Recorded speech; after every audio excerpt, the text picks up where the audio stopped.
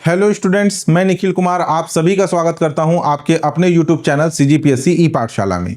CGPSC ई पाठशाला में आज का हमारा टॉपिक है भारत वन स्थिति रिपोर्ट 2023, जिसे शॉर्ट में कहा जाता है ISFR रिपोर्ट 2023। देखिए, ये जो ISFR रिपोर्ट 2023 है, ये आप लोगों के लिए काफ़ी इंपॉर्टेंट है, क्योंकि अगले 2-3 सालों तक जितनी भी वैकेंसीज आएगी, जितनी भी भर्ती परीक्षाएं होंगी, उसमें आपको इस ISFR रिपोर्ट 2023 से रिलेटेड क्वेश्चन एग्जाम में देखने के लिए मिलेगा ही। ऐसा मैं क्यों बोल रहा हूं? क्योंकि इसका जो पिछला रिपोर्ट आया था ISFR रिपोर्ट 2021, ये जो रिपोर्ट है ना, 2 साल में एक बार जारी होता है। पिछला रिपोर्ट आया था 2021, अभी आया है रिपोर्ट 2023। तो जो ISFR रिपोर्ट 2021 जो कि जारी हुआ था जनवरी 2022 में, तो 2022, 2023, 2024 3 सालों तक ISFR रिपोर्ट 2021 के डाटा इंपॉर्टेंट बने हुए थे और इससे रिलेटेड एग्जाम में क्वेश्चन पूछे जा रहे थे। सीजीपीएससी मेंस की जो तैयारी कर रहे हैं, उनके लिए भी ये ISFR रिपोर्ट 2023 के डाटा इंपॉर्टेंट है और अगले 2-3 सालों तक इंपॉर्टेंट बने रहेंगे। तो एकदम ध्यान से पढ़िएगा और समझिएगा। भारतीय वन स्थिति रिपोर्ट 2023 को हम 2 पार्ट में पढ़ने वाले हैं। आज के इस क्लास में हम अखिल भारतीय स्तर पर जो राज्य और केंद्र शासित प्रदेश है, उनमें वनों की क्या स्थिति है, इसे हम आज के क्लास में कवर करेंगे। और इसका एक सेकंड पार्ट आएगा जिसमें हम हमारे छत्तीसगढ़ राज्य के विभिन्न जिलों में वनों की स्थिति को अलग से सेपरेट वीडियो में कवर करेंगे। ठीक है, देखिए, भारतीय वन स्थिति रिपोर्ट 2023, यह रिपोर्ट जारी किया जाता है भारतीय वन सर्वेक्षण संस्था के द्वारा, जो कि उत्तराखंड देहरादून में स्थित है। यह संस्था कार्य करती है केंद्रीय पर्यावरण, वन और जलवायु परिवर्तन मंत्रालय के अंतर्गत। इस साल जो रिपोर्ट जारी हुआ है ISFR रिपोर्ट 2023, यह इसका 18वां संस्करण है, 18th नंबर का एडिशन है। द्विवार्षिक रिपोर्ट जारी होता है 2 साल में एक बार। पिछला रिपोर्ट आया था ISFR 2021, अभी आया है ISFR रिपोर्ट 2023। वैसे तो ये रिपोर्ट आपके 2024 के स्टार्टिंग में आ जाना था, ठीक है, लेकिन 1 साल डिले आया है। आपका इंडियन स्टेट फॉरेस्ट रिपोर्ट 2023। इस रिपोर्ट को जारी किए जाने की शुरुआत हुई थी वर्ष 1987 से। वर्ष 1987 से लगातार 2 सालों के अंतराल में यह रिपोर्ट जारी किया जाता रहा है। ठीक है, इस साल जो रिपोर्ट जारी हुआ है, ये इसका 18th नंबर का 18वें नंबर का संस्करण है। हमारे भारत के केंद्रीय पर्यावरण, वन और जलवायु परिवर्तन के कैबिनेट मंत्री कौन है पूछा जाए, तो कैबिनेट मंत्री है श्री भूपेंद्र यादव। ठीक है, इनका भी नाम याद रखना। और अगर पूछा जाएगा हमारे छत्तीसगढ़ के वन मंत्री कौन है, छत्तीसगढ़ के वन मंत्री यानी कि वन विभाग के कैबिनेट मंत्री कौन है पूछा जाएगा, तो ध्यान देना, श्री केदार कश्यप। कौन है? श्री केदार कश्यप। ये हमारे छत्तीसगढ़ के वन मंत्री है वर्तमान में। ठीक, अब देखिए, इस भारत वन स्थिति रिपोर्ट के डाटा को पढ़ने से पहले कुछ बेसिक वर्ड पे, कुछ बेसिक टर्मिनोलॉजी पर हम चर्चा करेंगे। कुछ ऐसे शब्द, कुछ ऐसे वर्ड जो कि पढ़ने में एकदम समान लगते हैं, लेकिन उनके मायने, उनके मीनिंग अलग अलग होते हैं। जैसे कि वनावरण क्या होता है, वृक्षावरण क्या होता है, अभिलिखित वन क्षेत्र क्या होता है। अगर किसी एक आम इंसान से पूछा जाए वन यानी कि जंगल क्या है, तो वो बोलेगा कि बहुत सारे पेड़ों से घिरा हुआ क्षेत्र, जिसे हम जंगल कहते हैं। लेकिन अगर हम डेफिनेशन के हिसाब से चले, तो वनावरण का अलग परिभाषा है, वृक्षावरण का अलग परिभाषा है और अभिलिखित वन क्षेत्र के अलग परिभाषा है। ठीक है, तीनों को अलग क्लासिफाइड करके आपको पढ़ना है और समझना है। जिनको केवल डाटा रटना है, वो इसके बाद जो आपके 4 स्लाइड के बाद 5वां स्लाइड है, वहां से आपके डाटा है, वहां से आप पढ़ सकते हैं। अगर जिनको केवल रटना है, जिनको कॉन्सेप्ट समझते हुए चलना है, वो मेरे साथ इस वीडियो में कंटिन्यू रहेंगे। ठीक है, देखिए, ISFR वनावरण, ठीक है, वनावरण जिसे इंग्लिश में कहा जाता है फॉरेस्ट कवर, और एक होता है अभिलिखित वन क्षेत्र, जिसे इंग्लिश में कहा जाता है रिकॉर्डेड फॉरेस्ट एरिया। वनावरण, इसमें भी फॉरेस्ट वर्ड आ रहा है, और रिकॉर्डेड फॉरेस्ट एरिया, इसमें भी फॉरेस्ट वर्ड आ रहा है। जैसे कि मैंने कहा कि किसी आम इंसान से पूछा जाएगा कि जंगल, वन या फॉरेस्ट किसे कहा जाएगा, ऐसा क्षेत्र जो कि बहुत सारे पेड़ों का आवरण है, बहुत सारे पेड़ों का से घिरा हुआ है, उस क्षेत्र को हम जंगल कहेंगे। लेकिन वनावरण, वृक्षावरण और अभिलिखित वन क्षेत्र के मायने अलग अलग होते हैं। अगर आप छत्तीसगढ़ सामान्य अध्ययन भी पढ़ेंगे, उसमें जो वानिकी वाला जो टॉपिक आता है, उसमें भी आपको recorded forest area, forest cover, tree cover, यानी कि वनावरण, वृक्षावरण और अभिलिखित वन क्षेत्र, ये अलग अलग इसके आंकड़े पढ़ने होते हैं। ठीक है, तो अभी सबसे पहले हम पढ़ रहे हैं वनावरण और अभिलिखित वन क्षेत्र, ये होता क्या है।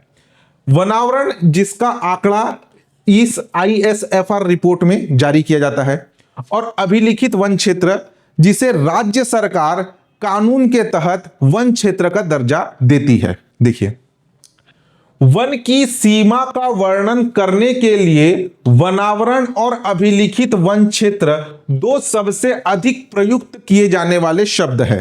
पहले आपको डेफिनेशन बता रहा हूं, फिर साधारण शब्दों में आपको समझाऊंगा, आसानी समझ में आ जाएगा। ठीक है, वन की सीमा का वर्णन करने के लिए वनावरण और अभिलिखित वन क्षेत्र दो सबसे अधिक प्रयुक्त किए जाने वाले शब्द है। हालांकि समान प्रतीत होने वाले शब्द वनावरण और अभिलिखित वन क्षेत्र वनों की सीमा के विभिन्न पहलुओं को दर्शाते हैं। क्या बोल रहा है, समान प्रतीत हो रहा है ये शब्द, लेकिन वनावरण और अभिलिखित वन क्षेत्र वनों की सीमा के विभिन्न पहलुओं को दर्शाते हैं। एक और वनावरण, ठीक है, फॉरेस्ट कवर, भूमि की कानूनी स्थिति की परवाह किए बिना भूभाग पर आच्छादित वन क्षेत्र को परिभाषित करता है। यानी वनावरण किसी नियम कानून, किसी क्षेत्र विशेष के नियम कानून को नहीं मानता। क्या बोल रहा है, कानूनी स्थिति की परवाह किए बिना।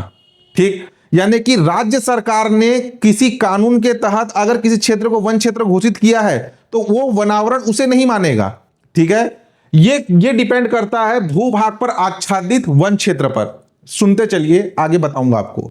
ठीक है, जबकि अभिलिखित वन क्षेत्र भूभाग पर वास्तविक क्षेत्र घनत्व की परवाह किए बिना कानूनी स्थिति या परिभाषा के अनुसार वन रूप में दर्शाए गए क्षेत्र को परिभाषित करता है।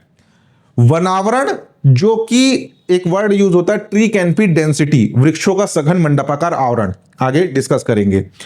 तो वनावरण जो कि कानूनी स्थिति की परवाह नहीं करता, वो वृक्षों के आच्छादन पर निर्भर करता है। जबकि अभिलिखित वन क्षेत्र वृक्षों के आच्छादन की परवाह नहीं करता, वो कानूनी स्थिति और परिभाषा के अनुसार वन क्षेत्र को दर्शाता है। ये डेफिनेशन हुआ।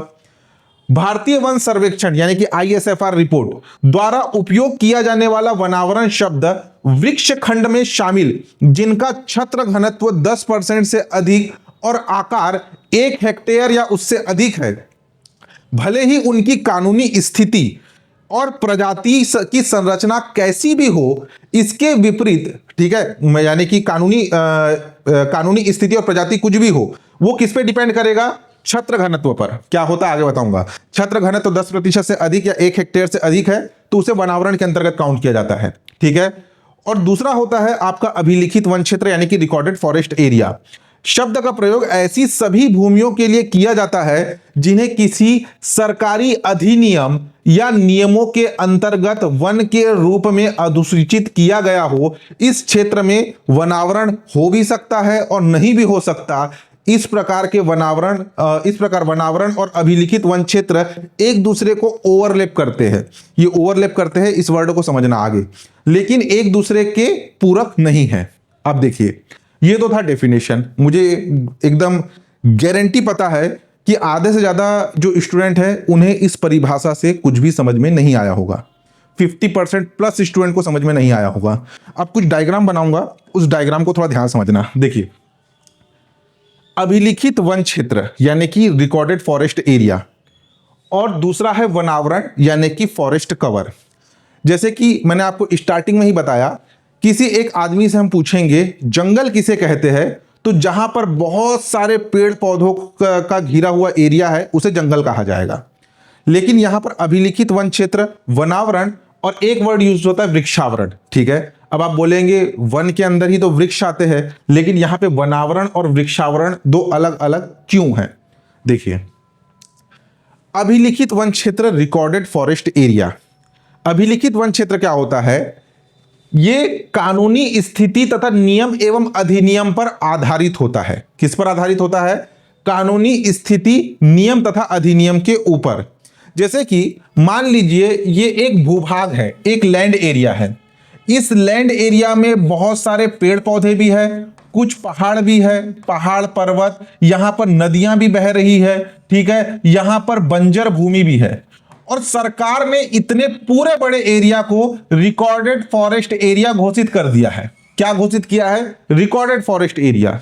यानी कि ये केवल ये जो क्षेत्र है, इस क्षेत्र में पेड़ पौधों के साथ साथ नदियां बह रही है, चट्टान है, जीव जंतु है, पर्वत है, खाली पड़ी भूमि है, लेकिन सरकार ने पूरे के पूरे एरिया को क्या घोषित कर दिया है? इसे घोषित कर दिया है वन क्षेत्र, अभिलिखित वन क्षेत्र। अभिलिखित वन क्षेत्र ऐसे क्षेत्र होते हैं जिसे सरकार के कानून के द्वारा, ठीक है, कानूनी स्थिति नियम तथा अधिनियम के द्वारा इसे वन क्षेत्र घोषित किया जाता है। इसके अंतर्गत आपका जो सेंचुरी आते हैं, ठीक है, सेंचुरी आते हैं, नेशनल पार्क आता है, बायोस्फीयर रिजर्व, ये सभी के सभी रिकॉर्डेड फॉरेस्ट एरिया के अंतर्गत घोषित किए जाते हैं। जबकि वनावरण और वृक्षावरण, अब ये क्या होता है इसको ध्यान समझना। वनावरण ट्री कवर, फॉरेस्ट कवर और ट्री कवर, ये डिपेंड करता है एक वर्ड के ऊपर, ट्री कैनपी डेंसिटी, जिसे हिंदी में कहा जाता है वनों का, ठीक है, वनों का नहीं, वृक्षों का। किसका? वृक्षों का सघन मंडपाकार आवरण, वृक्षों का सघन मंडपाकार आवरण,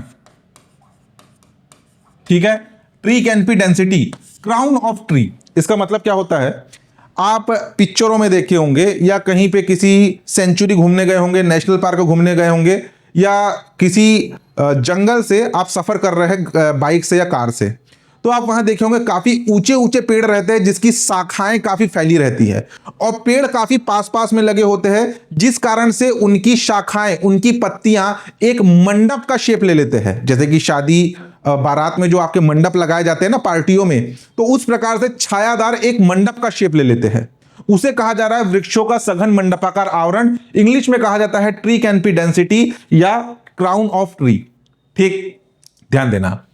अगर वृक्षों का ये जो सघन मंडपाकार आवरण है, ये कुल भूभाग के 10% से अधिक, ठीक है, या 1 हेक्टेयर से अधिक क्षेत्र में है, तो ऐसे वृक्षों के सघन मंडपाकार आवरण को वनावरण के अंतर्गत काउंट किया जाता है। वहीं पर वृक्षों का जो क्राउन है, जो सघन मंडपाकार आवरण है, वो कुल भूभाग के 10% से कम या 1 हेक्टेयर से कम भूमि पर है, ठीक है, 1 हेक्टेयर से कम भूमि पर है, तो उसे वृक्षावरण के अंतर्गत काउंट किया जाएगा। वन जंगल का मतलब क्या है? वृक्षों का आवरण। यहां पे वनावरण में भी वृक्ष है, वृक्षावरण में भी वृक्ष है, लेकिन क्लासिफाई करने का एक तरीका है। जिस भूभाग का सर्वे किया जा रहा है उसके कुल भूभाग के 10% से अधिक एरिया में वृक्षों का सघन मंडपाकार आवरण है, तो उसे वनावरण के अंतर्गत रखा जाएगा। और 10% से कम एरिया या 1 हेक्टेयर से कम भूभाग पर वृक्षों का सघन मंडपाकार आवरण है, तो उसे वृक्षावरण के अंतर्गत रखा जाता है। आपके लिए एग्जाम में डाटा ही इंपॉर्टेंट है, लेकिन कभी से इंटरव्यू में क्वेश्चन पूछा गया तो आपको एक्सप्लेन करते बनेगा। चीजों को समझना, रटना नहीं है। एक बार समझ गए तो आप कोई बुक उठा करके पढ़ेंगे, कभी कंफ्यूजन नहीं होगा। अब आप ये देखिए, यहां पे ध्यान देना, मेजर क्लासिफिकेशन हो रहा है अभिलिखित वन क्षेत्र, वनावरण और वृक्षावरण में। अभिलिखित वन क्षेत्र का मतलब सरकार ने किसी एक बहुत बड़े भूभाग को अपने नियम कानून के तहत, नियम अधिनियम के तहत वन क्षेत्र घोषित कर दिया। चाहे वहां पर वृक्ष मौजूद हो या ना हो, वहां पर वृक्ष भी मौजूद है, वहां पर जो है आपके पहाड़ भी है, वहां पर नदियां भी बह रही है, वहां पे बड़े बड़े चट्टान भी है, वहां पे जंगली जीव जंतु विचरण कर रहे हैं। पूरे के पूरे क्षेत्र में पेड़ पौधे नहीं है, एक सीमित क्षेत्र में, लेकिन सरकार ने एक बहुत बड़े एरिया को वन क्षेत्र घोषित कर दिया है। और वहीं पर ये जो वनावरण है ना, ये काउंट होता है ISFR रिपोर्ट में, इंडियन स्टेट फॉरेस्ट रिपोर्ट में। ये सरकार के कानून के तहत वन क्षेत्र घोषित किया गया है। ये वैज्ञानिक पद्धति के तहत वन क्षेत्र घोषित किया जाता है। वैज्ञानिक पद्धति के तहत जो स्पेस में, जो अंतरिक्ष में जो सैटेलाइट घूमते रहते हैं, ठीक है, अंतरिक्ष में जो सैटेलाइट घूमते रहते हैं, उनके द्वारा जो इमेज कैप्चर किया जाता है, अंतरिक्ष से सैटेलाइट के माध्यम से जो इमेज कैप्चर किया जाता है, उसके जरिए ये वनावरण के आंकड़े जारी होते हैं। ग्रीनरी एरिया, किस भूभाग पे कितना ग्रीनरी एरिया है, उसके आधार पर वैज्ञानिक पद्धति के माध्यम से ये आंकड़े जारी होते हैं। और ये पूरा का पूरा डिपेंड करता है वृक्षों के सघन मंडपाकार आवरण पर। चीजें समझ में आई? देखिए, ध्यान समझना। देखिए, यहां पर दो वर्ड यूज हो रहा है, पहले यहीं पे समझाता हूं, इसको देखो। मान लीजिए सरकार जो है एक इतना बड़ा लैंड एरिया है, इतना बड़ा क्या है, एक भूभाग है, भूभाग है। अब सरकार इसका सर्वे कर रही है। अब इसमें इस पूरे के पूरे लैंड एरिया में लगभग 25% एरिया में क्या है, वृक्षों का सघन मंडपाकार आवरण है। ठीक है, क्या है, वृक्षों का सघन मंडपाकार आवरण है 25% एरिया में। ठीक, और वहीं पर एक दूसरा भूभाग है जिसका सरकार सर्वे कर रही है, और इसमें जो है मात्र समझ लीजिए 7%, कितना, 7% एरिया में वृक्षों का सघन मंडपाकार आवरण है। दोनों में वृक्षों का सघन मंडपाकार आवरण है, लेकिन परसेंटेज देखो, इसमें 25% है और इसमें क्या है, इसमें है आपका 7%। अब ये जो ट्री कैनोपी डेंसिटी यानी कि वृक्षों का सघन मंडपाकार आवरण अगर 10% से अधिक है, कुल भूभाग के 10% से अधिक है, तो ऐसे वृक्षों के सघन मंडपाकार आवरण को वनावरण के अंतर्गत काउंट किया जाता है। ठीक है, वहीं अगर वृक्षों का सघन मंडपाकार आवरण 10% से कम है तो इसे काउंट किया जाता है वृक्षावरण के अंतर्गत। समझ में आया?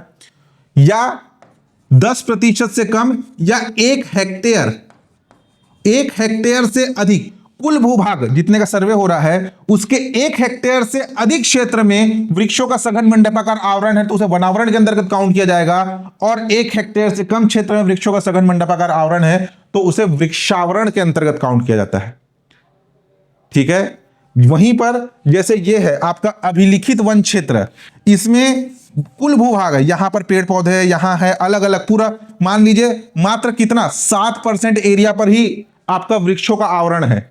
यहां पर आपका पर्वत है, नदियां बह रही है, बंजर भूमि है, चट्टाने हैं, लेकिन सरकार ने कानूनी प्रक्रिया के तहत इस पूरे के पूरे भूभाग को वन क्षेत्र घोषित कर दिया, तो ये रिकॉर्डेड फॉरेस्ट एरिया कहलाता है। तो अभिलिखित वन क्षेत्र जो कि कानूनी स्थिति नियम तथा अधिनियम के तहत वन क्षेत्र घोषित किए जाते हैं, उसके विपरीत वनावरण जो है ये ट्री कैनोपी डेंसिटी वृक्षों के सघन मंडपाकार आवरण के ऊपर निर्भर करता है। ठीक है, क्राउन ऑफ ट्री के ऊपर निर्भर करता है। 10% से अधिक या 1 हेक्टेयर से अधिक भूभाग पर वृक्षों का सघन मंडपाकार आवरण है तो वनावरण के अंतर्गत आएगा। 1 हेक्टेयर से कम या 10% से कम एरिया पर वृक्षों का सघन मंडपाकार आवरण है तो वो वृक्षावरण के अंतर्गत आएगा। ठीक है, अब देखिए हम बात कर रहे हैं रिकॉर्डेड फॉरेस्ट एरिया की, यानी कि हमारे भारत में जो अलग अलग राज्य है, अलग अलग राज्य के अलग अलग नियम कानून हैं। छत्तीसगढ़ सरकार के अलग नियम कानून है, मध्य प्रदेश के अलग है और आपके महाराष्ट्र सरकार के अलग पैमाने हैं। तो उनके द्वारा बनाए गए नियम कानून के आधार पर जो वन क्षेत्र घोषित किए गए हैं वो अभिलिखित वन क्षेत्र है। तो हमारे भारत में अभिलिखित वन क्षेत्र में सर्वाधिक क्षेत्रफल है मध्य प्रदेश राज्य का। ठीक है, देखो अगर एग्जाम में क्वेश्चन पूछा गया कि छत्तीसगढ़ में सर्वाधिक वन क्षेत्र किस राज्य का है, वो डाटा हम बाद में पढ़ेंगे। जब तक एग्जाम में कहीं पर भी अभिलिखित शब्द या हिंदी में रिकॉर्डेड वर्ड, क्या रिकॉर्डेड, ये वर्ड अगर आपको पढ़ने के लिए नहीं मिलेगा तब तक इस आंकड़े की तरफ ध्यान नहीं देना है। प्रश्न पूछा जाएगा कि भारतीय वन स्थिति रिपोर्ट 2023 के अनुसार भारत में सर्वाधिक रिकॉर्डेड वन क्षेत्र किस राज्य का है, तो आपका आंसर होगा मध्य प्रदेश। जहां रिकॉर्डेड शब्द आ रहा है और अभिलिखित शब्द आ रहा है तब की बात है। ठीक है, लगभग 94,689 वर्ग किलोमीटर के साथ मध्य प्रदेश टॉप में है। सेकंड नंबर पर है महाराष्ट्र 61,952 वर्ग किलोमीटर के साथ। तीसरे नंबर पर है उड़ीसा 61,204 वर्ग किलोमीटर के साथ, और चौथे नंबर पर है हमारा छत्तीसगढ़ 59,816 वर्ग किलोमीटर के साथ।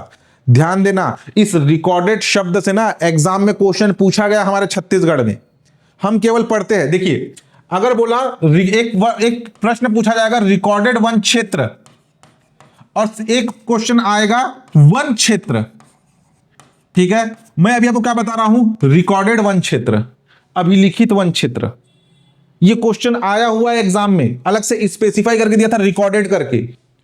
और अगर केवल सिंपल वन क्षेत्र आ रहा है तो इसके आंकड़े अभी हम आगे पढ़ेंगे, ठीक है, आगे के स्लाइड में हम पढ़ेंगे। ठीक, अभिलिखित वन क्षेत्र के आधार पर सर्वाधिक वन क्षेत्रफल है मध्य प्रदेश का, सेकंड नंबर पर है महाराष्ट्र, मध्य प्रदेश का 94,689 वर्ग किलोमीटर, महाराष्ट्र का है 61,952 वर्ग किलोमीटर, उड़ीसा का है 61,204 वर्ग किलोमीटर और छत्तीसगढ़ का है 59,816 वर्ग किलोमीटर। इंपॉर्टेंट है, याद रखना, रिकॉर्डेड फॉरेस्ट एरिया अभिलिखित वन क्षेत्र के आधार पर हमारा छत्तीसगढ़ देश में चौथा बड़ा राज्य है। ठीक है, अब हम मेन फोकस करेंगे वन आवरण और वृक्षावरण पे। अभी जैसे मैंने आपको बताया, थोड़ा सा एक इमेज दिखा रहा हूं, इस इमेज को थोड़ा समझना। ठीक है, जो आप अभी देख रहे थे अभिलिखित वन क्षेत्र, इसको थोड़ा सा यहां पर समझना। आपको ये इतना बड़ा एरिया दिख रहा है, ये वाला एरिया,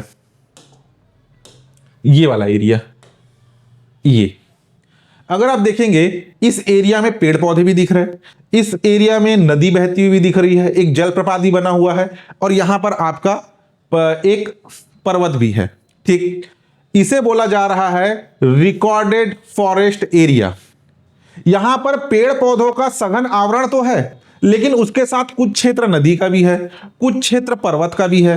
ठीक है, तो नदी का भी क्षेत्रफल, पर्वत का भी क्षेत्रफल और वृक्षों का भी क्षेत्रफल, सबको लेकर के एक वन क्षेत्र घोषित कर दिया गया। राज्य सरकार ने अपनी कानूनी स्थिति, नियम तथा अधिनियम के तहत घोषित किया। यह कहलाता है रिकॉर्डेड फॉरेस्ट एरिया। ठीक है, वहीं पर अगर आप देखेंगे तो यहां देखो, यहां क्या है, वृक्षों का सघन मंडपाकार आवरण है, बहुत सारे पेड़ पौधे हैं।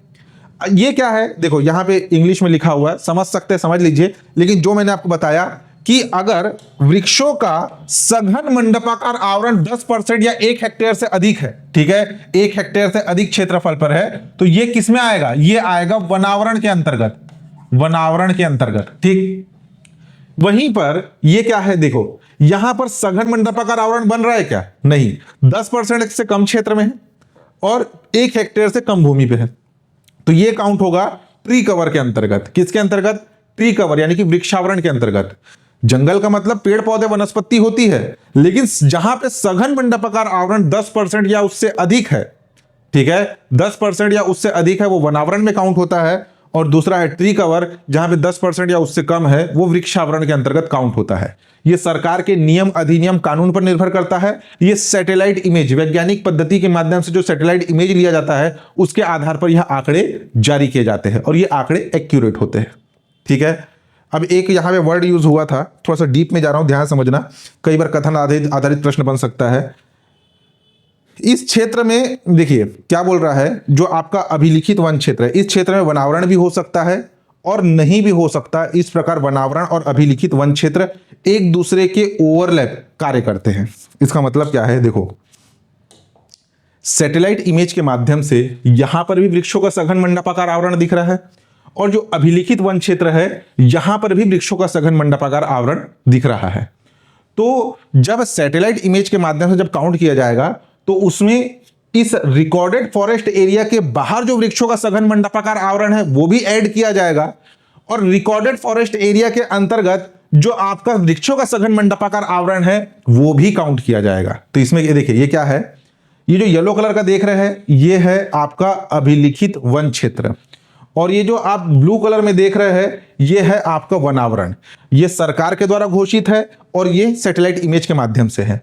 और ये जो बीच का जो एरिया है, ये ग्रीन कलर का एरिया, ये है वनावरण सहित अभिलिखित वन क्षेत्र। यानी कि अभिलिखित क्षेत्र के अंदर का वृक्षों का सघन मंडपाकार आवरण, ये भी वनावरण के अंतर्गत आ सकता है। ठीक है, एक दूसरे को ओवरलैप करते हैं। थोड़ा सा ध्यान देकर के समझना, चीजें समझ में आ जाएगी। थोड़ा डीप में जाकर के हो रहा है, लेकिन देखो ये क्या बोल रहा है, वनावरण रहित अभिलिखित वन क्षेत्र, यानी कि ये वाला जो वन क्षेत्र है, ये रिकॉर्डेड फॉरेस्ट एरिया में है क्या, नहीं है, लेकिन ये वनावरण है। तो ये वाला एरिया रिकॉर्डेड फॉरेस्ट एरिया में नहीं है। बीच का जो एरिया है, ये वनावरण रिकॉर्डेड फॉरेस्ट एरिया में है। और ये अभिलिखित वन क्षेत्र, ये वाला जो एरिया है, अभिलिखित वन क्षेत्र के अनुसार ये फॉरेस्ट एरिया में आ रहा है, लेकिन सैटेलाइट इमेज में काउंट होगा क्या, वनावरण में ये पेड़, पर्वत, नदियां काउंट नहीं होती। ठीक है, डेफिनेशन अच्छे से समझ में आया कि नहीं, एक दो बार थोड़ा सा रिपीट करके देखिएगा, चीजें समझ में आ जाएगी। देखो, किसी भी पब्लिकेशन का आप बुक क्यों ना फॉलो करते हो, उसमें आपको अभिलिखित वन क्षेत्र, वनावरण और वृक्षावरण, ये चीज आपको देखने के लिए मिलेगा ही, पढ़ने के लिए मिलेगा ही। और अक्सर स्टूडेंट इसी 3 वर्ड में, वनावरण, वृक्षावरण, अभिलिखित वन क्षेत्र में कंफ्यूज होते हैं। डेफिनेशन समझ में नहीं आया होगा तो ये तो समझ में आया होगा। वनावरण, वृक्षों का सघन मंडपाकार आवरण जो कि 10% से अधिक या 1 हेक्टेयर से अधिक भूभाग पर फैला है, उसे वनावरण के अंतर्गत काउंट किया जाएगा। वृक्षावरण, वृक्षों का ऐसा सघन मंडपाकार आवरण जो 10% से कम भूभाग पर या 1 हेक्टेयर से कम भूभाग पर फैला है, उसे वृक्षावरण के अंतर्गत काउंट किया जाएगा। ठीक, समझ में आया इतना? देखिए, अब एक होता है अत्यंत सघन वन, सामान्य सघन वन, खुला वन, झाड़ियां और आपका गैर वन। जैसे कि मैंने बताया 10% से अधिक क्षेत्र में। अब 10% से अधिक कितना भी हो सकता है, 20, 25, 50, 60, 70, 80, 90 तक हो सकता है। तो अगर वृक्षों का सघन मंडपाकार आवरण 70% से अधिक है तो उसे अत्यंत सघन वन कहेंगे। वृक्षों का सघन मंडपाकार आवरण 40% से अधिक और 70% से कम है, ठीक है, 70% से अधिक तो अत्यंत सघन वन यानी कि वेरी डेंस फॉरेस्ट हो गया। वृक्षों का सघन मंडपाकार आवरण 70% से अधिक है, देखिए ये डेंस फॉरेस्ट, अत्यंत सघन वन। वृक्षों का सघन मंडपाकार आवरण 40% से अधिक और 70% से कम है तो सामान्य सघन वन, यह है सामान्य सघन वन। वृक्षों का सघन मंडपाकार आवरण 10% से अधिक लेकिन 40% से कम है तो उसे कहा जाता है खुला वन, ओपन फॉरेस्ट, ठीक है। और फिर 10% से कम क्षेत्र में है तो वो झाड़ियों के अंतर्गत काउंट होता है, स्क्रब्स, ठीक है। और गैर वन ऐसे क्षेत्र होते हैं जहां पर आपका देखिए उपरोक्त किसी भी श्रेणी में शामिल नहीं की गई भूमियां यानी कि जल सहित भूमि जहां पे जल है, पर्वत है, उसे गैर वन के अंतर्गत काउंट किया जाता है ISFR रिपोर्ट में। समझ में आया? यह है झाड़ियां, काफी छोटे छोटे वनस्पति दिख रहे होंगे, यह खुला वन, सामान्य सघन, अत्यंत सघन वन, ठीक। अब हम आते हैं आंकड़ों पर, जो आंकड़े आपके लिए एग्जाम में क्वेश्चन, इन आंकड़ों से क्वेश्चन बनेगा, ठीक है। यहां से आपको थोड़ा सा चीजें याद रखनी है। एक बार डाटा याद हो गया तो अगले 2-3 सालों तक काम आएगा। देखिए, भारत का वन एवं वृक्षावरण, ठीक है, वनावरण एवं वृक्षावरण। अगर हम भारत के भौगोलिक क्षेत्रफल की बात करें, जियोग्राफिकल एरिया की बात करें, तो वो है 32,87,468.88 वर्ग किलोमीटर, जो कि ISFR रिपोर्ट 2023 का है। आप में से बहुत लोग पढ़े होंगे 32,87,263 वर्ग किलोमीटर, 32,87,265 वर्ग किलोमीटर, अलग अलग याद करते हैं, लास्ट का ये 2 डिजिट है, ये चेंज होते रहता है। ISFR रिपोर्ट के अनुसार भारत का भौगोलिक क्षेत्रफल 32,87,468.88 वर्ग किलोमीटर है, ठीक। अब देखिए, वनावरण क्या होता है, फॉरेस्ट कवर समझ चुके हैं हम। वृक्षावरण क्या होता है, ट्री कवर, ये भी हम समझ चुके हैं। अगर हम बात करें ISFR रिपोर्ट, भारतीय वन स्थिति रिपोर्ट 2023 के अनुसार भारत में वनावरण का क्षेत्रफल है 7,15,343 वर्ग किलोमीटर। भारत में वनावरण का क्षेत्रफल कितना है? 7,15,343 वर्ग किलोमीटर। भारत में वृक्षावरण का क्षेत्रफल कितना है? 1,12,014 वर्ग किलोमीटर। और वनावरण प्लस वृक्षावरण, फॉरेस्ट कवर और ट्री कवर दोनों को मिला दे तो टोटल एरिया होगा 8,27,357 वर्ग किलोमीटर। प्रश्न पूछा जाएगा, ध्यान से समझना प्रश्न किस प्रकार से आएगा। भारतीय वन स्थिति रिपोर्ट 2023 के अनुसार भारत में वनावरण का क्षेत्रफल कितना है? 7,15,343 वर्ग किलोमीटर। भारतीय वन स्थिति रिपोर्ट 2023 के अनुसार भारत में वृक्षावरण का क्षेत्रफल कितना है? 1,12,014 वर्ग किलोमीटर।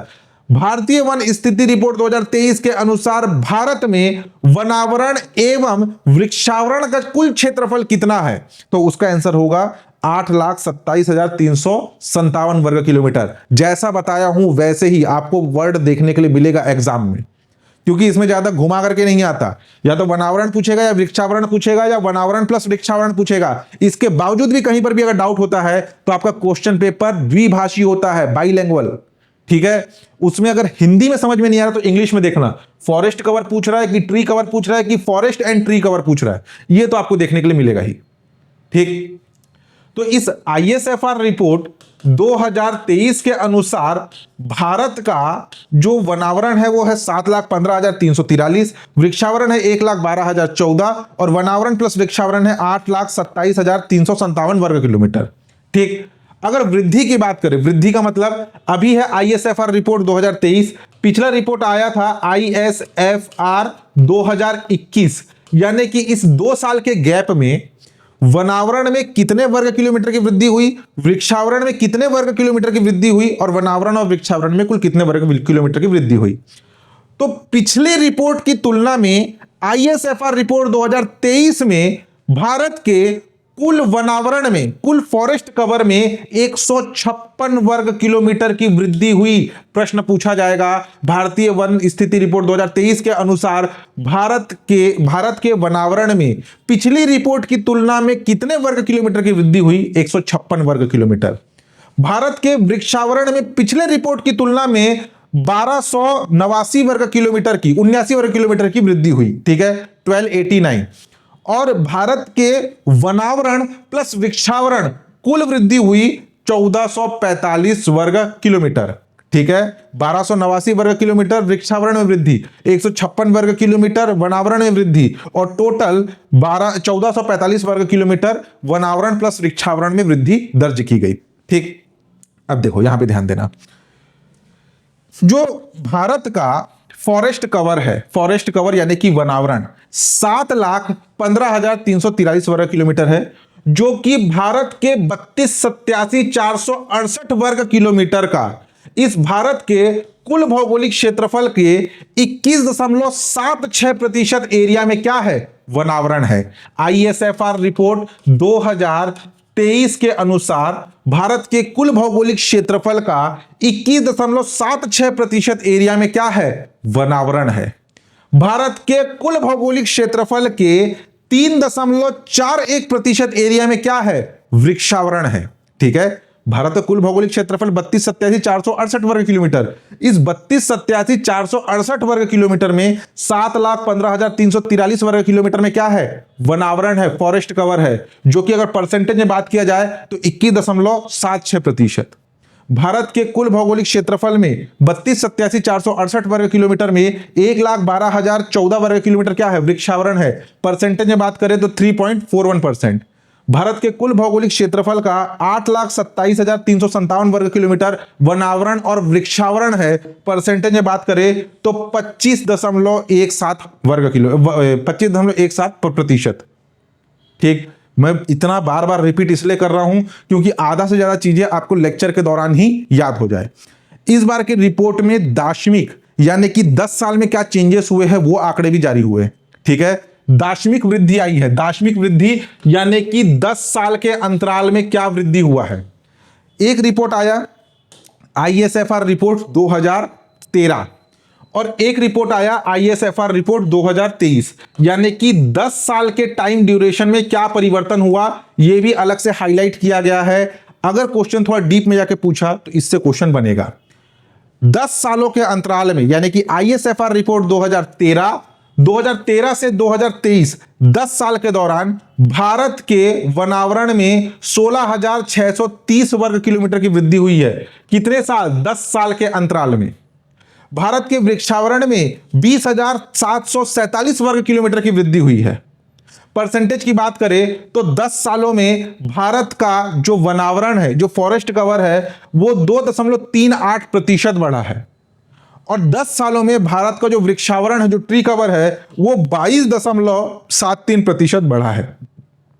ठीक है, चीजों को समझना थोड़ा सा, तो ये आंकड़े समझ में आए कि नहीं। वनावरण क्या होता है, वृक्षावरण क्या होता है, वनावरण प्लस वृक्षावरण क्या होता है, भारत के कुल भौगोलिक क्षेत्रफल का कितना प्रतिशत है और 10 साल के अंतराल में कितने प्रतिशत का बदलाव हुआ है, इससे एग्जाम में क्वेश्चन बनेगा। ठीक, नेक्स्ट देखिए, देश में वनावरण प्लस वृक्षावरण, ये है भारत का, ये पूरा का पूरा जो एरिया है, ये सर्कल है, ये क्या है? ये है आपका भारत देश है, जिसका क्षेत्रफल है 32,87,468 वर्ग किलोमीटर। एक पाई डायग्राम के माध्यम से आपको बता रहा हूं। इस 32,87 468 वर्ग किलोमीटर में इतना बड़ा जो एरिया है, यानी कि 21.76% एरिया, ये क्या है? फॉरेस्ट कवर है, वनावरण है, ठीक है। जबकि इतना छोटा सा एरिया 3.41% एरिया ये क्या है? वृक्षावरण है। और 1.33% ये झाड़ियां, स्क्रब कहलाती है, ये वनावरण वृक्षावरण में काउंट नहीं होता। और जो 73.50% एरिया है ये गैर वनावृत क्षेत्र है, यानी कि यहाँ पे वनावरण नहीं है। तो आप देख रहे हैं इतने बड़े सर्कल में केवल इतना एरिया वनावरण है, यानी कि 21% एरिया, और आपका मात्र 3.41% एरिया वृक्षावरण है, बाकी इधर गैर वन क्षेत्र में है। ठीक, नेक्स्ट देखिए, ये अगर आप मेंस लिखेंगे, मेंस में अगर ऐसे डायग्राम बना करके दर्शाएंगे तो काफी अच्छा प्रभाव पड़ेगा। ठीक, नेक्स्ट देखिए, भारत में सर्वाधिक वनावरण फॉरेस्ट कवर वाले राज्य, मैं क्या बात कर रहा हूं? वनावरण का। यहां पे वनावरण प्लस वृक्षावरण नहीं, केवल वनावरण की बात कर रहा हूं। वनावरण, फॉरेस्ट कवर। ठीक, क्षेत्रफल के आधार पर, क्षेत्रफल के आधार पर शीर्ष राज्य है मध्य प्रदेश। मध्य प्रदेश में 77,073 वर्ग किलोमीटर एरिया के साथ भारत में सर्वाधिक वनावरण वाला राज्य है मध्य प्रदेश। सेकंड नंबर पर है अरुणाचल प्रदेश, 7 सिस्टर स्टेट में से एक, ठीक है, आपका पूर्वोत्तर भारत में। अरुणाचल प्रदेश 65,882 वर्ग किलोमीटर के साथ सेकंड नंबर पोजीशन पर है वनावरण के मामले में, फॉरेस्ट कवर के मामले में। और छत्तीसगढ़ 55,812 वर्ग किलोमीटर के साथ तीसरे स्थान पर है फॉरेस्ट कवर के मामले में। इंपॉर्टेंट है, याद रखना। अगर प्रश्न पूछा जाएगा भारतीय वन स्थिति रिपोर्ट 2023 के अनुसार भारत में सर्वाधिक वनावरण वाला राज्य कौन सा है, तो मध्य प्रदेश। छत्तीसगढ़ की स्थिति कौन सी है? तीसरे नंबर पर है छत्तीसगढ़ 55,812 वर्ग किलोमीटर के साथ।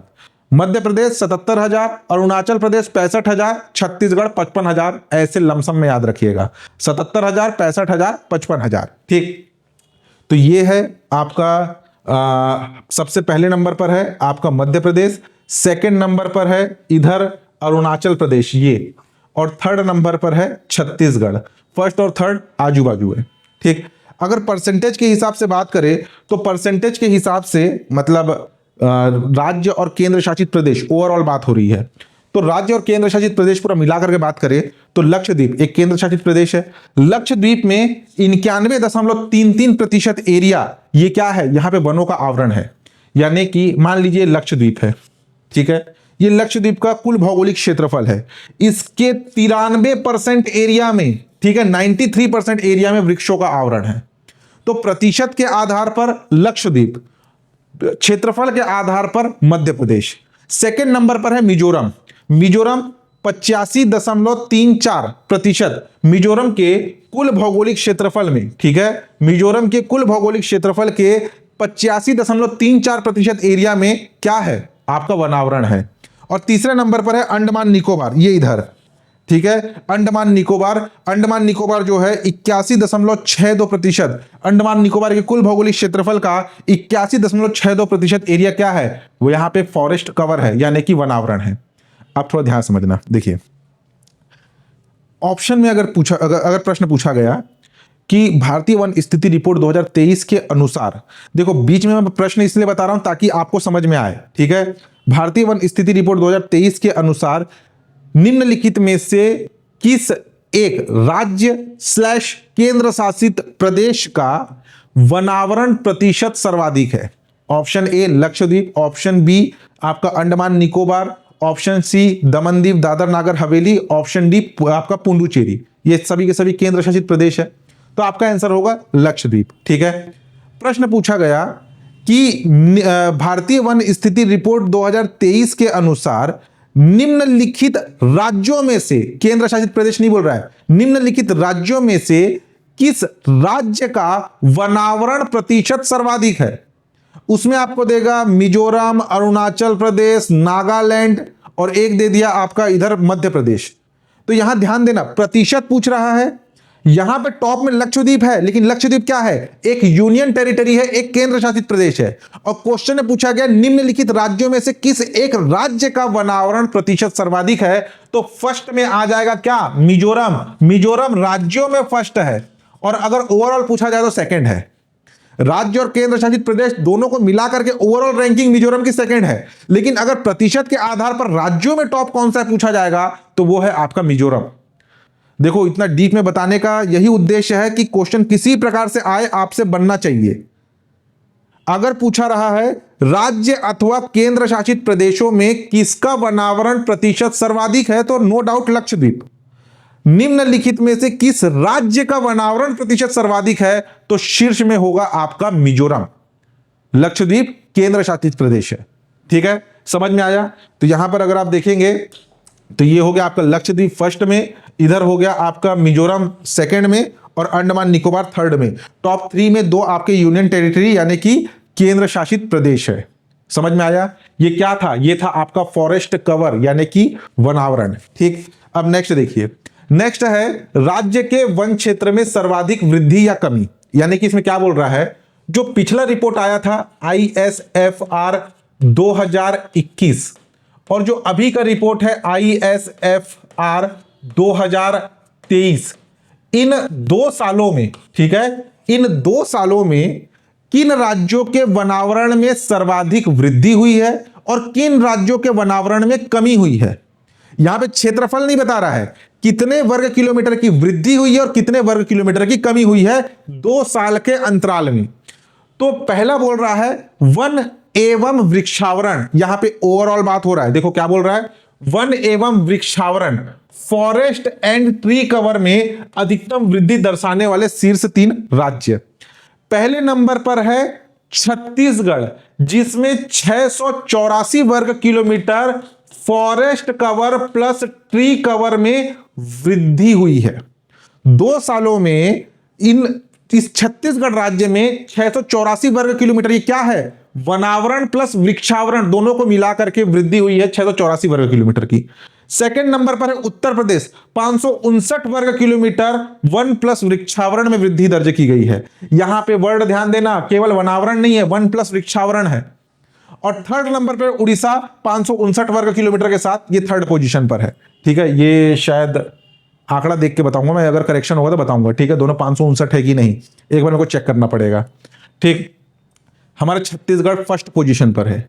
ठीक है, छत्तीसगढ़ जो है फर्स्ट पोजीशन पर है वन प्लस वृक्षावरण में संयुक्त वृद्धि के मामले में। ठीक है, 2 सालों में सर्वाधिक वृद्धि हुई है। अगर केवल हम वनावरण की बात करें, केवल हम फॉरेस्ट कवर की ही बात करें, इसमें वृक्षावरण ऐड नहीं है, इसमें वन प्लस वृक्षावरण दोनों ऐड है। अगर हम केवल वनावरण की बात करें तो वनावरण में अधिक वृद्धि दर्शाने वाले शीर्ष 3 राज्य, तो फर्स्ट नंबर पर है मिजोरम, जिसमें 242 वर्ग किलोमीटर की वृद्धि दर्ज हुई है फॉरेस्ट कवर में। इस बार ना थोड़ा सा जब ये फॉरेस्ट रिपोर्ट से क्वेश्चन आएगा तो ध्यान देना, वनावरण पूछ रहा है कि वन प्लस वृक्षावरण पूछ रहा है, वन एवं वृक्षावरण पूछ रहा है, देखते हुए अपना आंसर सेलेक्ट करना। ठीक, अगर केवल फॉरेस्ट कवर पूछे तो मिजोरम, जिसमें 242 वर्ग किलोमीटर की वृद्धि हुई है। सेकंड नंबर पर है गुजरात, 180 वर्ग किलोमीटर की वृद्धि हुई है। और थर्ड नंबर पर है आपका उड़ीसा, 152 वर्ग किलोमीटर की वृद्धि हुई है।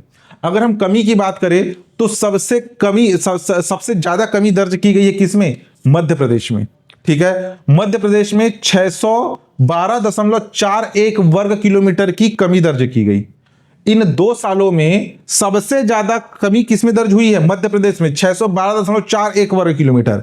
सेकंड नंबर पर है कर्नाटक, 459.36 वर्ग किलोमीटर। थर्ड नंबर पर है लद्दाख यूनियन टेरिटरी, 159.26 वर्ग किलोमीटर। और फोर्थ नंबर पर है नागालैंड, 125.22 वर्ग किलोमीटर। तो सर्वाधिक कमी कहां दर्ज हुई है, मध्य प्रदेश में। ठीक है, वन प्लस वृक्षावरण में सर्वाधिक वृद्धि छत्तीसगढ़, वनावरण में सर्वाधिक वृद्धि मिजोरम, और सबसे ज्यादा कमी दर्ज की गई कहां पर, मध्य प्रदेश में। ठीक, नेक्स्ट देखिए, क्षेत्रफल की दृष्टि से सबसे अधिक वन एवं वृक्षावरण फॉरेस्ट प्लस ट्री कवर वाले शीर्ष राज्य। अब यहां पे ध्यान देना, यहां पर हमने क्या पढ़ा, यह था केवल वनावरण के आधार पे, वनावरण के आधार पर टॉप 3 स्टेट। ठीक, वनावरण में प्रतिशत के आधार पर टॉप 3 स्टेट। अब हम यहां पे पढ़ रहे हैं वन प्लस वृक्षावरण, बहुत कंफ्यूजन होगा, ध्यान देते हुए चलना। ठीक है, वनावरण के आधार पर टॉप में है मध्य प्रदेश। अब यहां पर है वन प्लस वृक्षावरण। वन और वृक्षावरण दोनों को एक साथ अगर संयुक्त रूप से पूछा जाए तो उसमें भी टॉप में कौन सा है? मध्य प्रदेश। ठीक है, अब यहां पे देखिए, ये देखो यहां पे टॉप 3 कौन कौन सा है? मध्य प्रदेश, अरुणाचल प्रदेश, छत्तीसगढ़। ये किस में है? ये वनावरण यानी कि फॉरेस्ट कवर में है। इसी सीक्वेंस को याद रखना, मध्य प्रदेश, अरुणाचल प्रदेश, छत्तीसगढ़। यहां पे थर्ड में छत्तीसगढ़ है, वहां पर फोर्थ में चले गया है छत्तीसगढ़। ठीक है, देखिए पहले नंबर पर मध्य प्रदेश 85,724 वर्ग किलोमीटर के साथ टॉप में वन प्लस वृक्षावरण के मामले में। सेकंड नंबर पर अरुणाचल प्रदेश 67,083 वर्ग किलोमीटर। थर्ड नंबर पर जहां हमारा छत्तीसगढ़ था वनावरण में, वन प्लस वृक्षावरण में फोर्थ नंबर पर आ गया है। थर्ड में है महाराष्ट्र 65,383 वर्ग किलोमीटर और फोर्थ नंबर पर है छत्तीसगढ़ 62,350 वर्ग किलोमीटर के साथ। इसमें forest cover plus tree cover दोनों शामिल है, वन प्लस वृक्षावरण। तो वनावरण के आधार पर टॉप 3 स्टेट, वन प्लस वृक्षावरण के आधार पर टॉप 3 स्टेट की रैंकिंग याद रखनी है। ठीक, आदर्श वनावरण प्रतिशत 33%। अब ये क्या है, ध्यान समझना। भारत में वन वर्तमान में राष्ट्रीय वन नीति 1987 द्वारा शासित है, यानी कि भारत में आपके राष्ट्रीय वन नीति 1988 लागू है वर्तमान में। ठीक है, भारत की राष्ट्रीय वन नीति के अनुसार पारिस्थितिक स्थिरता बनाए रखने हेतु वन के तहत कुल भौगोलिक क्षेत्र का आदर्श प्रतिशत कम से कम 33% होना चाहिए। यानी कि इस राष्ट्रीय वन नीति 1988 के अनुसार हमें पारिस्थितिकीय संतुलन बनाए रखने के लिए किसी भी राज्य या केंद्र शासित प्रदेश में कुल भूभाग के 33% एरिया में वन क्षेत्र होना आवश्यक है। यह है आपका आदर्श वनावरण प्रतिशत। अगर हम बात करें ISFR रिपोर्ट 2023 की, तो ISFR रिपोर्ट 2023 के अनुसार इस रिपोर्ट में 19 राज्य / संघ शासित क्षेत्रों में 33% से अधिक भौगोलिक क्षेत्र में वनावरण के अंतर्गत आते हैं। ठीक है, टोटल आपके अगर हम बात करें state, total 36 state / union territory यानी कि 36 राज्य केंद्र शासित प्रदेशों के आंकड़े जारी किए गए हैं ISFR रिपोर्ट में। ठीक है, अब आप ये मत बोलना कि सर राज्यों की संख्या 36 नहीं है। मैं क्या बोल रहा हूं, स्टेट / यूनियन टेरिटरी यानी कि राज्य अथवा केंद्र शासित प्रदेश, टोटल 36। तो 36 में से 19 राज्य अथवा केंद्र शासित प्रदेश ऐसे हैं जिनमें 33% से अधिक वनावरण है। तो ये इंपॉर्टेंट है, याद रखना। ISFR रिपोर्ट 2023 के अनुसार कुल कितने राज्य अथवा केंद्र शासित प्रदेश जहां पर 33% से अधिक क्षेत्र वनावरण है, वो है 19। ठीक, जबकि 8 राज्य, इन 36 में से 8 राज्य अथवा केंद्र शासित प्रदेश ऐसे हैं। ठीक है, अगर 8 राज्यों की बात करें, 8 राज्य और केंद्र शासित प्रदेशों की बात करें, तो मिजोरम, लक्षद्वीप, अंडमान निकोबार द्वीप समूह, अरुणाचल प्रदेश, नागालैंड, मेघालय, त्रिपुरा और मणिपुर, ये 8 राज्य और केंद्र शासित प्रदेश ऐसे हैं जहां पर 75%, 3/4 से ज्यादा, 75% से अधिक वनावरण है। दोनों डाटा याद रखना। और ये 8 राज्य और केंद्र शासित प्रदेशों के नाम भी याद रख लेना, कौन कौन सा है? मिजोरम, लक्षद्वीप, अंडमान निकोबार, अरुणाचल प्रदेश, नागालैंड, मेघालय, त्रिपुरा और मणिपुर, जहां पे 3/4 यानी कि 75% से अधिक वनावरण क्षेत्र है। और 19 राज्य और केंद्र शासित प्रदेश ऐसे हैं जहां पर राष्ट्रीय वन नीति के तहत जो आदर्श वनावरण प्रतिशत है 33%, तो 19 राज्य और केंद्र शासित प्रदेशों में ऐसी स्थिति है। ठीक, नेक्स्ट देखिए, नेक्स्ट है मैंग्रोव वन। ठीक है, मैंग्रोव फॉरेस्ट, जिसे अन्य नाम से जाना जाता है कच्छ वनस्पति आवरण। अब ये इसका मतलब क्या है, ध्यान समझना। मैंग्रोव वन ऐसे क्षेत्र होते हैं जो कि खारे पानी अथवा अर्ध खारे पानी में पाए जाते हैं। अक्सर यह ऐसे तटीय क्षेत्रों के पानी के नीचे नमकीन तलछट में होते हैं जहां कोई नदी किसी सागर में बह रही होती है या जहां मीठे पानी और खारे पानी का मिश्रण होता है। मैंग्रोव वन का पारिस्थितिकीय संतुलन में बहुत महत्व है क्योंकि यह तटों की स्थिरता प्रदान करता है और मैंग्रोव वनों के क्षेत्र में मिट्टी रोककर रखने की महत्वपूर्ण भूमिका भी निभाते हैं और चक्रवातों की अति तीव्र हवाओं को कमजोर करने में मैंग्रोव वन बहुत महत्व रखते हैं। देखिए, ये तो आपका डेफिनेशन हो गया। अब इसका मतलब क्या है, मतलब समझना। जैसे अगर आप देखे होंगे समुद्र का जो किनारा होता है, ठीक है, जो समुद्र का जो किनारा वाला एरिया है वहां पर होते हैं आपके मैंग्रोव फॉरेस्ट। समुद्र जो कि खारा पानी होता है, पूरा का पूरा समुद्र जो है, जितने भी समुद्र है वो सब खारे पानी से भरे हैं। तो खारे पानी वाले क्षेत्र में आपके ये जो वनस्पति पनपती है, जो पेड़ पौधे उगते हैं, वो कहलाते हैं मैंग्रोव फॉरेस्ट। खारे पानी वाले क्षेत्र में, समुद्र के किनारे, दलदली क्षेत्र में बहुत सी नदियां जो कि डायरेक्ट जाकर के आपके समुद्र में मिलती है, जैसे कि हमारे प्रदेश की महानदी जो कि उड़ीसा से प्रवाहित होकर बंगाल की खाड़ी में आपकी गिरती है। तो बंगाल की खाड़ी में गिरती है और उड़ीसा का जो किनारा है वहां पर भी जो आपका फॉरेस्ट है वो भी आपका मैंग्रोव फॉरेस्ट होगा। आपका गंगा नदी जो कि प्रवाहित होते हुए जाकर के गिरती है कहां पे आपके, वो भी बंगाली खाड़ी में गिरती है। सुंदरवन, ये जो सुंदरवन जो क्षेत्र है वहां पर भी सबसे बड़ा मैंग्रोव फॉरेस्ट है। तो गंगा नदी का पानी मीठा जल है, समुद्र का पानी क्या है, खारा जल है। तो जहां पर दोनों का मिश्रण होता है तो जो एरिया है वो मिश्रित एरिया, वहां पर पनपने वाली जो वनस्पति है वो कहलाती है आपकी मैंग्रोव फॉरेस्ट। तो मैंग्रोव फॉरेस्ट यानी कि मैंग्रोव वन, ऐसी वहां पे ऐसी वनस्पति उगती है उस क्षेत्र में जहां पर खारा पानी हो, अर्ध खारा पानी हो, मीठे और खारे पानी का मिश्रण हो, दलदली क्षेत्र हो, ऐसे क्षेत्र में आपके मैंग्रोव फॉरेस्ट है। देखिए ये आप वनस्पति देख रहे हैं, पानी के ऊपर वनस्पति उगा हुआ है और पानी के नीचे इसकी जड़ें फैली हुई है। इसकी जड़ें ना काफी ऐसे गूथे आकार में होती है, तो ये गूथे आकार में मिट्टी को बांध के रखती है। तो जब समुद्र की जो लहरें आकर के भूभाग से टकराती है, जमीन से टकराती है, तो उसके कारण अगर कोई जमीन से पानी टकराएगा तो उससे क्या होगा, मृदा अपरदन। लेकिन ये जड़ें मिट्टी को इतने टाइट बांध के रखती है कि मृदा अपरदन नहीं होता, मृदा अपरदन को रोकती है। जो बड़े बड़े चक्रवात आते हैं उनके प्रभाव को कम करती है। अगर चक्रवात डायरेक्ट आकर के भूभाग से, लैंड एरिया से टकराए तो काफी जान माल की हानि होगी। लेकिन पेड़ पौधों में, वनस्पतियों में आकर के वो चक्रवात फंसते हैं जिससे उसका प्रभाव कम हो जाता है। तो यह है मैंग्रोव फॉरेस्ट की भूमिका।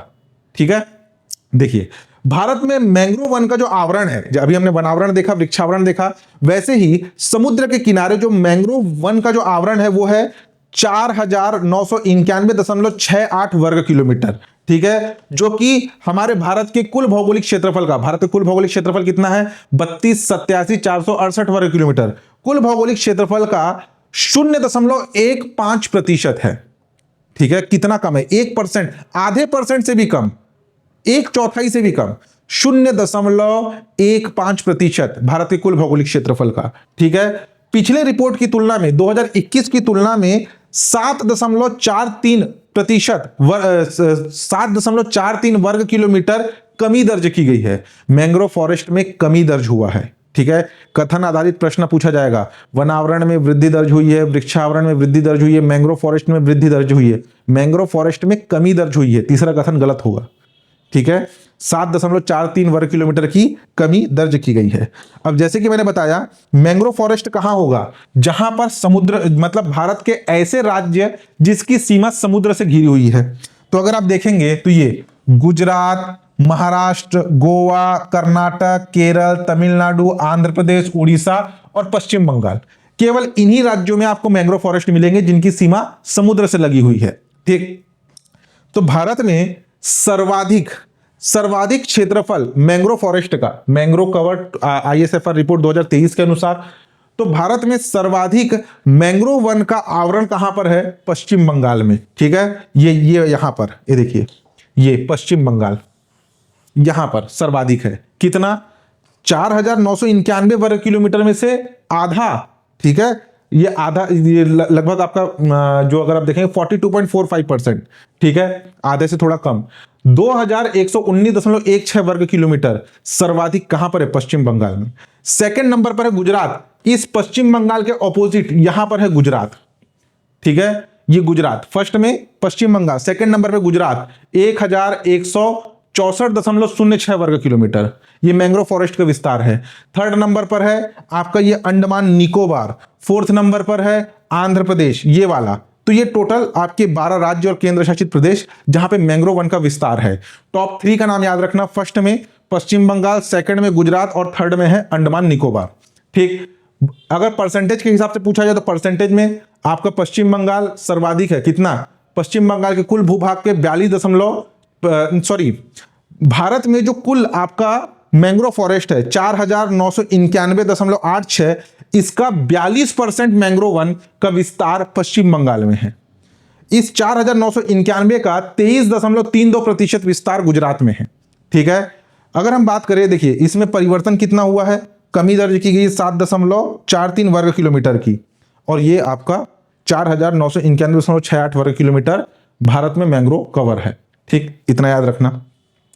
नेक्स्ट देखिए, नेक्स्ट है वृक्षावरण। जैसे कि मैंने बताया कि वृक्षों का सघन मंडपाकार आवरण जो कि कुल भूभाग के 10% से कम या 1 हेक्टेयर से कम क्षेत्र में फैला है, उसे कहाँ काउंट किया जाता है, वृक्षावरण के अंतर्गत, और ज्यादा हुआ तो वनावरण के अंतर्गत। तो भारत में वृक्षावरण है 1,12,014.34 वर्ग किलोमीटर। ठीक है, जिसमें पिछली रिपोर्ट की तुलना में, ISFR रिपोर्ट 2021 की तुलना में 2023 में आपका 1289 वर्ग किलोमीटर की वृद्धि दर्ज की गई है, यानी कि वृक्षावरण में वृद्धि हुआ है। सर्वाधिक वृक्षावरण वाले राज्य की अगर हम बात करें तो देखिए, यहां पे फॉरेस्ट कवर नहीं, यहां पे क्या बात हो रही है, ट्री कवर की। केवल ट्री कवर, ऐसा भूभाग जहां पे वृक्षों का सघन मंडपाकार आवरण 10% से कम या 1 हेक्टेयर से कम है। ठीक, फर्स्ट नंबर पर है महाराष्ट्र 14,414 वर्ग किलोमीटर के साथ फर्स्ट नंबर पे। सेकंड नंबर पर है राजस्थान 10,363 वर्ग किलोमीटर के साथ सेकंड नंबर पर। थर्ड नंबर पर है उत्तर प्रदेश 8,951 वर्ग किलोमीटर के साथ थर्ड पोजीशन पर।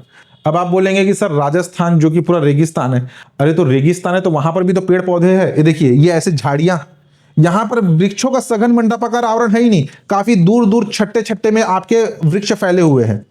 ये सघन मंडपाकार आवरण नहीं बना रहे, तो इन्हें जो है वृक्षावरण के अंतर्गत काउंट किया जाता है।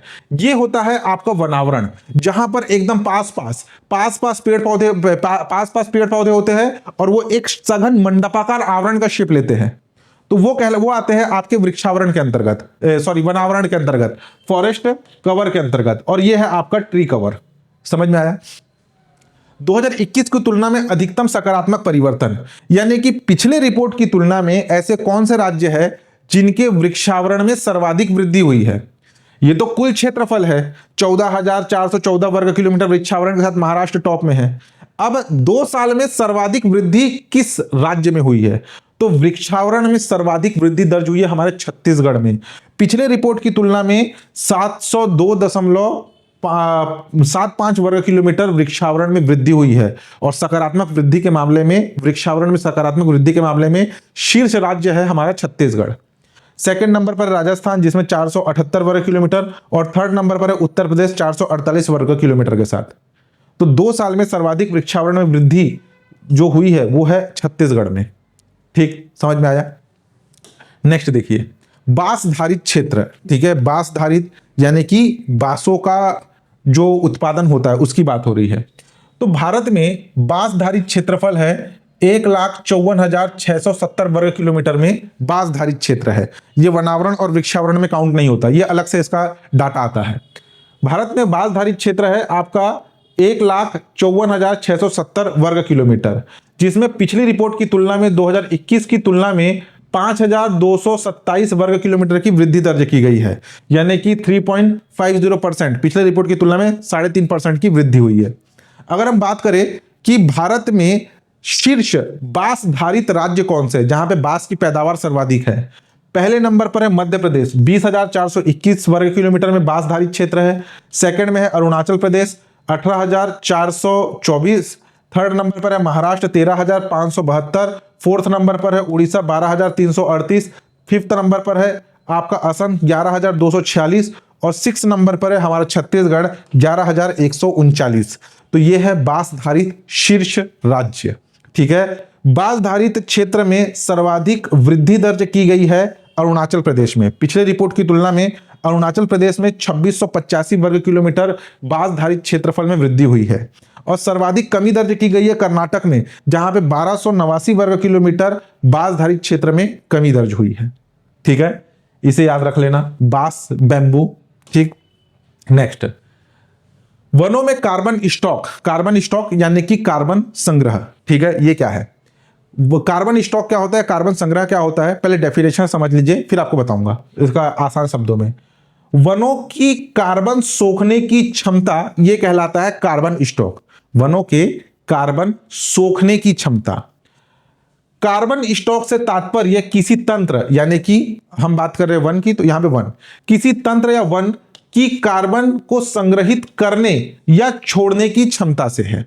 ठीक है, भूमि, जंगलों, पेड़ों और घास के माध्यम से कार्बन डाइऑक्साइड CO2 के लिए एक सिंक के रूप में कार्य करती है, जिसका अर्थ है कि यदि मानव गतिविधियों के माध्यम से उत्सर्जित CO2 को सोख लेती है, जैसे जैसे पौधा वृक्ष बनता है, वातावरण में कार्बन डाइऑक्साइड को सोखकर कार्बन के रूप में संचित करता है। इससे ऑक्सीजन की मात्रा में वृद्धि होती है और तापमान भी नियंत्रित रहता है।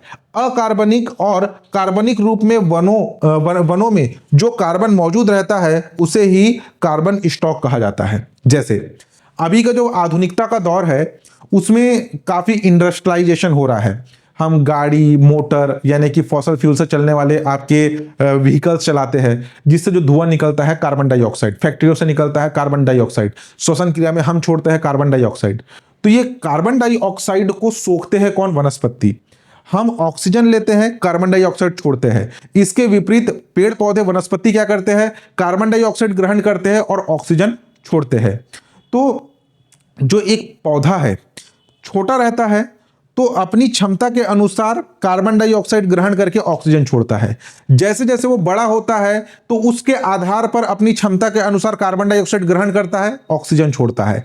और जब वो पौधा मर जाता है तो जो उसने कार्बन डाइऑक्साइड ग्रहण किया उसे कार्बन के रूप में परिवर्तित कर देता है। यहां पर देखिए, इस कार्बन स्टॉक के अंतर्गत टोटल 5 चीजों को शामिल किया गया है। भूतल के ऊपर के बायोमास, भूतल के नीचे के बायोमास, कर्कट, मृत काष्ठ तथा मृदा जैव कार्बन। यानी कि देखिए, भूतल के ऊपर के बायोमास, ये पेड़ है, पेड़ का ऊपर का तना और ये उसका पत्ती, ये कहलाएगा भूतल के ऊपर के बायोमास। नीचे के जो जड़ है, ठीक है, ये कहलाते हैं भूतल के नीचे के बायोमास। और फिर जब वो पेड़ टूट के गिर गया तो ये कार्बन के रूप में संचित हुआ मृत काष्ठ, और ये जो पत्तियां गिरी वो कर्कट के रूप में। ये पूरा का पूरा कहलाता है आपका बायोमास, आपका कार्बन स्टॉक। ठीक है, बायोमास या कार्बन स्टॉक। ठीक, समझ में आया? यानी कि आप ये समझ लीजिए कि किसी भी राज्य में, जैसे हमारे छत्तीसगढ़ में, किसी भी राज्य में जितनी ज्यादा मात्रा में आपके वन होंगे, पेड़ पौधे होंगे, वनस्पतियां होंगी, उनके कार्बन डाइऑक्साइड के अवशोषण करने की क्षमता ज्यादा होगी। यानी कि उनका कार्बन स्टॉक वनों के ऊपर डिपेंड कर रहा है। ठीक है, देखिए, सर्वाधिक कार्बन स्टॉक देश में वन कार्बन स्टॉक 7,285.5 मिलियन टन अनुमानित है। ISFR रिपोर्ट 2023 के अनुसार भारत का कार्बन स्टॉक कितना है? 7,285.5 मिलियन टन। ठीक, जो कि वर्ष 2021 की तुलना में, पिछले रिपोर्ट की तुलना में 81.5 मिलियन टन अधिक है। सर्वाधिक कार्बन स्टॉक वाले शीर्ष राज्यों की अगर हम बात करें तो पहले नंबर पर है अरुणाचल प्रदेश, जिसका कार्बन स्टॉक क्षमता है 1021 मीट्रिक टन। सेकंड नंबर पर है Madhya Pradesh 608 metric tonne. Third number पर है हमारा Chhattisgarh 505 metric tonne ISFR report 2023 के अनुसार। और फोर्थ नंबर पर है महाराष्ट्र 465 मीट्रिक टन। ठीक है, तो ये था आपका कार्बन स्टॉक। अब एक चीज एक्स्ट्रा इस बार की रिपोर्ट में आया है, वो है वनाग्नि। वनाग्नि क्या है? यानी कि फॉरेस्ट फायर, जंगलों में जो आग लगती है। अब यहां पे पहले डेफिनेशन पढ़ लेते हैं, फिर साधारण शब्दों में बताऊंगा। इस वनाग्नि को, फॉरेस्ट फायर को बुश फायर या वेजिटेशन फायर या जंगल की आग भी कहा जाता है। इसे किसी भी अनियंत्रित या गैर निर्धारित दहन या प्राकृतिक स्थिति जैसे जंगल, घास के मैदान, क्षुब्ध भूमि अथवा टुंड्रा पौधे, वनस्पतियों के जलने के रूप में वर्णित किया जाता है। यानी कि जो अगर जंगल जल रहा है या कोई घास की भूमि जल रही है या कोई टुंड्रा वन या आपका वनस्पति जल रहा है, उसे हम आपका फॉरेस्ट फायर के अंतर्गत काउंट करते हैं, जो कि प्राकृतिक ईंधनों का उपयोग करती है और पर्यावरणीय स्थिति जैसे हवा, स्थलाकृति आदि के आधार पर इनके प्रसार होता है। वनाग्नि के लिए 3 कारकों की उपस्थिति आवश्यक है, जैसे कि ईंधन, ऑक्सीजन और गर्मी। ठीक है, एक ईंधन होगा, दूसरा ऑक्सीजन की उपस्थिति में, और गर्मी के मौसम में। अब ये जो आपका फॉरेस्ट फायर है, फॉरेस्ट फायर किन कारणों से हो सकता है? इसके प्राकृतिक कारण भी हो सकते हैं और मानवीय कारण भी हो सकते हैं। प्राकृतिक कारण जैसे कि अत्यधिक गर्मी है, अत्यधिक गर्मी का मौसम है और वृक्ष के तने आपस में टकराए, जैसे लकड़ी को आपस में रगड़ने से चिंगारी निकलती है, आप सुने ही होंगे। तो लकड़ी को आपस में रगड़े या 2 तने आपस में हवा के माध्यम से टकराए, सूखे तने, तो उससे चिंगारी निकली, आग पैदा हो गया। ठीक है।